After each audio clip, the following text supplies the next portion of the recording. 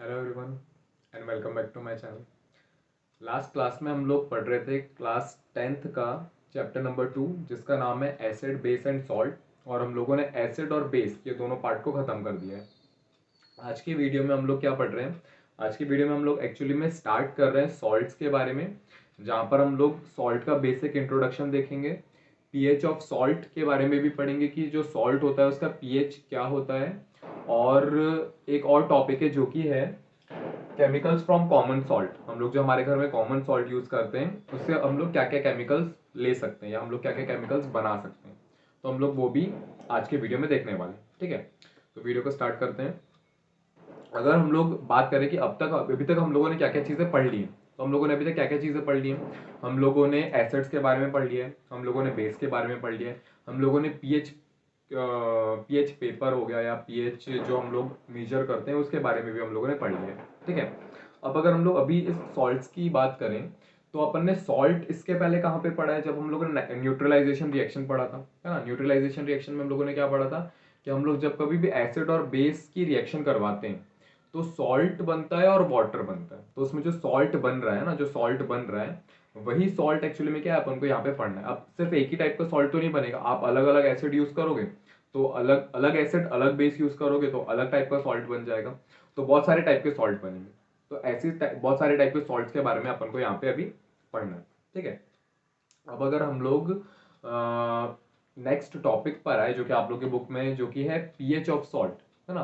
PH of salt मतलब कि जो सॉल्ट होते हैं उनका पीएच क्या होता है ना। इसके पहले अपन ने पीएच के बारे में पढ़ चुके हैं कि पीएच स्केल होती है जिसमें 0 से लेकर 14 तक के नंबर्स लिखे हुए होते हैं।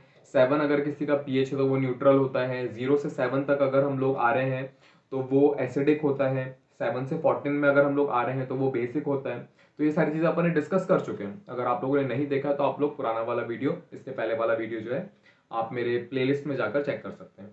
तो पीएच का हम लोगों को वहां से बेसिक नॉलेज हम लोगों को पता है। ठीक है, पर अगर हम लोग सॉल्ट की बात करें तो सॉल्ट जो है वो हम लोगों को तीनों टाइप में मिलता है।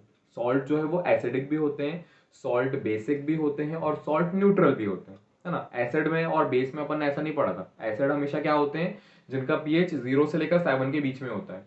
बेस क्या होते हैं जिनका पीएच 7 से लेकर 14 के बीच में होता है। पर सॉल्ट जो है हम लोगों को तीनों टाइप के मिलते हैं। सॉल्ट एसिडिक भी होते हैं, सॉल्ट बेसिक भी होते हैं, सॉल्ट न्यूट्रल भी होते हैं। अब सॉल्ट एसिडिक बेसिक और न्यूट्रल कैसे होते हैं वो अपन को अभी डिस्कस करना है। तो फर्स्ट अगर हम लोग बात करें न्यूट्रल सॉल्ट्स की, ऐसे सॉल्ट जो न्यूट्रल है ना।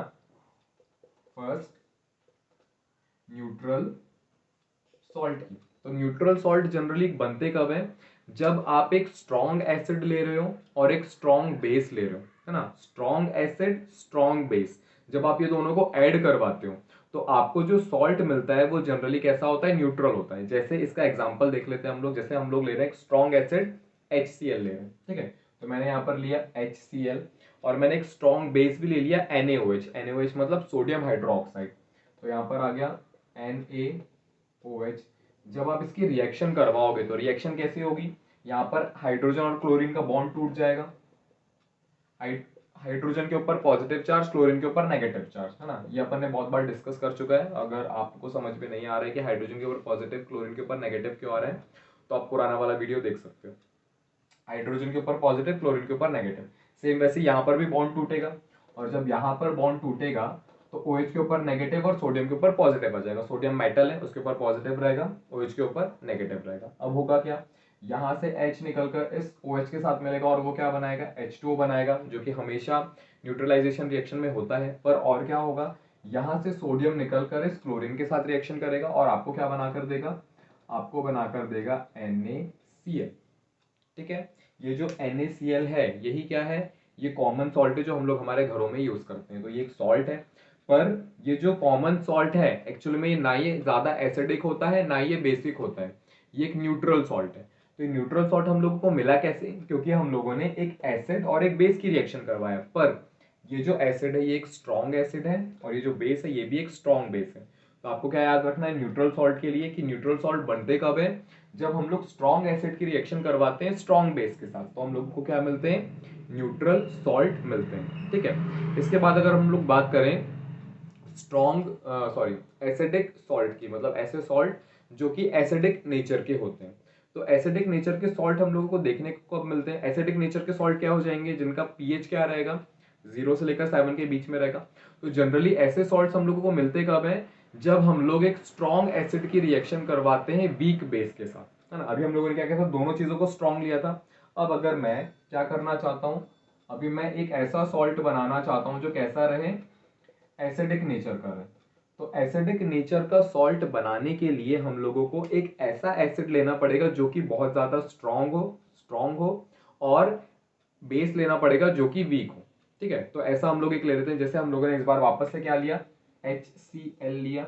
HCl मेरा स्ट्रॉन्ग एसिड है। अब हम लोगों को एक बेस लेना है जो वीक हो। तो वीक बेस क्या हो सकता है? वीक बेस हो सकता है LiOH। ये क्या है? हमारा वीक बेस है। Li क्या है? Li लिथियम, जिसका एटॉमिक नंबर 3 होता है ना।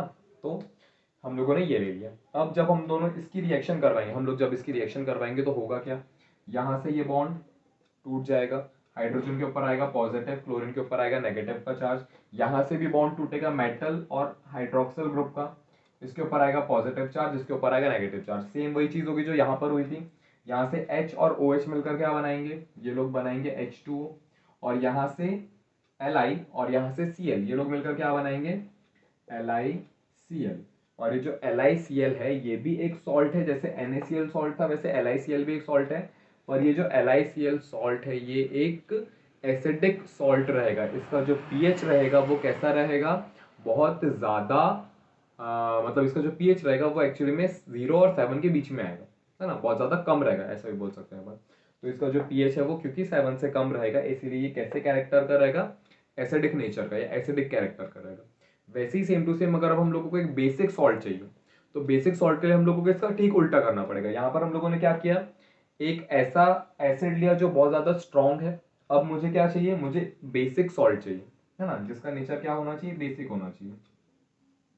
तो बेसिक सॉल्ट के लिए आपको क्या करना है? स्ट्रॉन्ग एसिड नहीं लेना है बल्कि वीक एसिड लेना है। तो हम लोग एक वीक एसिड ले लेते हैं, जैसे CH3COOH।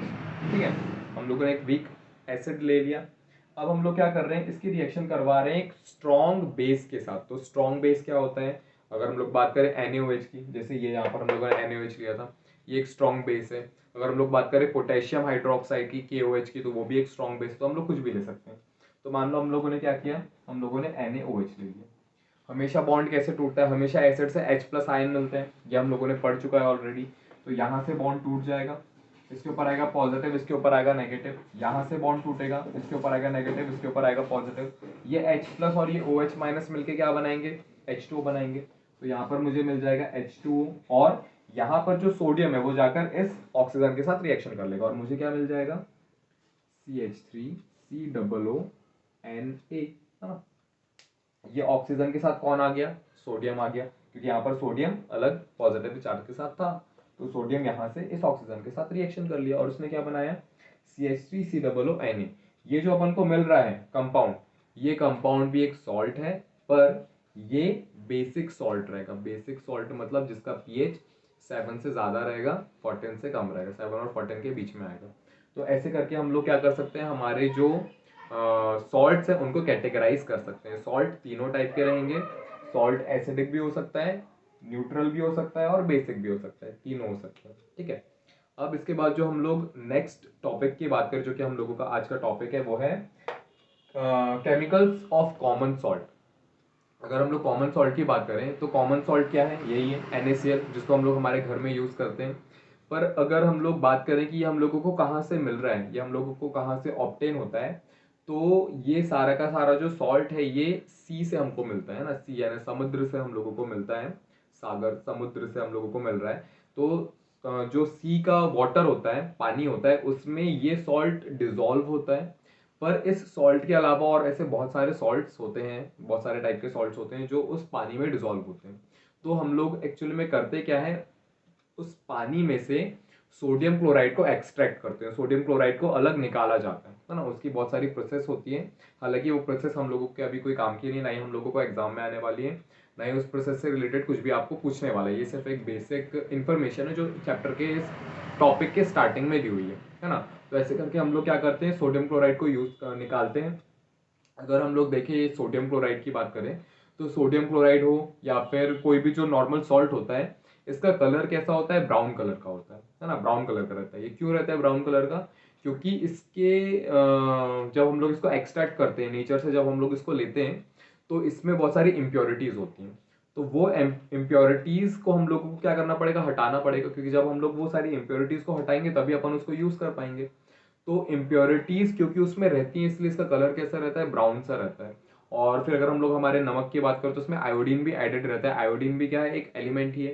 तो बाद में जब हम लोग उसको सिंथेसाइज करते हैं, बाद में जब हम लोग उसको अच्छे से मतलब ऐसे बनाते हैं कि हम लोग उसको घरों में दे पाए, तो उस टाइम पे हम लोग क्या करते हैं, उसमें आयोडीन और बहुत सारी चीजें ऐसे ऐड करते हैं ताकि अपन उसको कमर्शियल लेवल पर बेच पाए, है ना। बाकी अगर हम लोग सॉल्ट की बात करें तो अपन को सी वाटर से मिल रहा है, समुद्र के पानी से मिल रहा है। उसके बाद अब अगर हम लोग बात करें कि ये जो कॉमन सॉल्ट है, ये वाला जो कॉमन सॉल्ट है NaCl, इससे हम लोग क्या क्या प्रोडक्ट्स बना सकते हैं, है ना, क्या क्या अपन इससे केमिकल्स या प्रोडक्ट्स और भी बना सकते हैं। तो अगर हम लोग बात करें NaOH की, ये रहा हमारा NaOH, ये जो अपन ने अभी यूज किया था, ये NaOH है ना, बेस। हम लोग NaOH बना सकते हैं, हम लोग बेकिंग सोडा बना सकते हैं, हम लोग वॉशिंग सोडा बना सकते हैं, है ना। और भी ऐसे बहुत सारी चीज़ें होती हैं जो हम लोग NaCl से, यानी कि हमारा जो कॉमन सॉल्ट है उससे बना सकते हैं। तो हम लोगों का ये जो NaCl से हम लोग बहुत सारी चीज़ें बना सकते हैं, है ना, मतलब बहुत सारे प्रोडक्ट्स बना सकते हैं, बहुत सारे केमिकल्स बना सकते हैं। अपन ने अभी भी डिस्कस किया कि अपन क्या क्या बना सकते हैं। जैसे हम लोग NaOH बना सकते हैं, सोडियम हाइड्रोक्साइड, हम लोग ब्लीचिंग पाउडर बना सकते हैं, हम लोग बेकिंग सोडा, वॉशिंग सोडा, ये सारी चीज़ें बना सकते हैं। और अगर आप अपने चैप्टर में देखोगे तो जो सॉल्ट्स हैं, अपन ये जो पढ़ रहे हैं केमिकल्स फ्रॉम सॉल्ट, इसमें आप देखोगे तो ये सारे जो टॉपिक्स हैं ये एक के बाद एक लिखे हुए हैं। तो अपन को क्या करना है, अपन को ये सारे टॉपिक्स को पढ़ना है जो भी अपन ने अभी डिस्कस किया कि सोडियम हाइड्रोक्साइड हो गया, ब्लीचिंग पाउडर हो गया, बेकिंग सोडा हो गया, वॉशिंग सोडा हो गया। ये सारे आपको अभी एक एक करके टॉपिक के रूप में, टॉपिक वाइज आपको पढ़ने हैं। ये सारे के सारे एग्जाम पॉइंट ऑफ व्यू से बहुत ज़्यादा इंपॉर्टेंट होते हैं, क्योंकि इनमें से जनरली अपन शायद 4 या 5 टाइप के अभी कंपाउंड्स पढ़ने वाले हैं। इन कंपाउंड्स में से एक ना एक कंपाउंड एग्जाम में हमेशा आता है। तो आपको वो सारी चीज़ों को बहुत ज़्यादा अच्छे से पढ़ना है। तो इसके बाद के जो टॉपिक है अपन उसको नेक्स्ट वीडियो में कवर करेंगे। आज का जो वीडियो था वो सिर्फ यहाँ तक ही था। अगर आपको वीडियो पसंद आया तो आप वीडियो को लाइक करके चैनल को सब्सक्राइब कर सकते हैं। आज का जो वीडियो का लाइक टारगेट है वो है 10 लाइक्स। अगर वीडियो पसंद आया हो तो लाइक करके टारगेट को कंप्लीट जरूर करें।